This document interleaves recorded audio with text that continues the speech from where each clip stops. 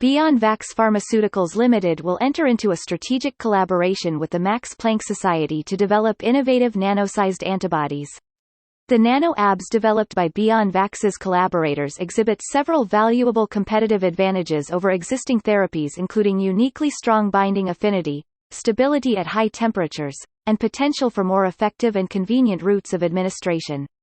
The collaboration targets indications with large and growing market sizes where the nano-Abs advantages have the potential to capture significant market share.